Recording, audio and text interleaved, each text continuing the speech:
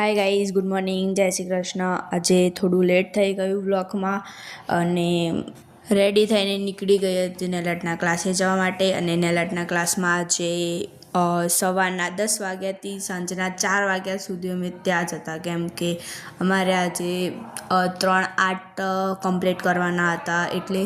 અને ત્યારબાદ મેં અને દિયાએ મારી મેડમના નેલ આર્ટ કરી આપ્યા એમને. કાલે એમના કંઈક ફંક્શન હતું એટલે એમને બહુ ગમે અમારા નેલ આર્ટ કરેલા.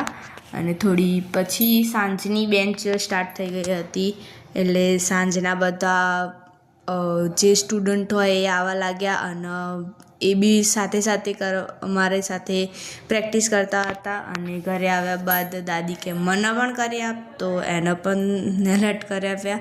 નેલ આર્ટ તો ના કહેવાય, એના માટે તો સાદી નેલ પોલિશ કહીએ એવું રીતે, એવું જ કહેવાય. અને પછી અમે નીકળ્યા હતા બહાર જવા માટે. તો ગાડીમાં નવરા બેસ્યા હતા તો ભાઈનો એક ક્યુટવાળો ફોટો પાડી દીધો.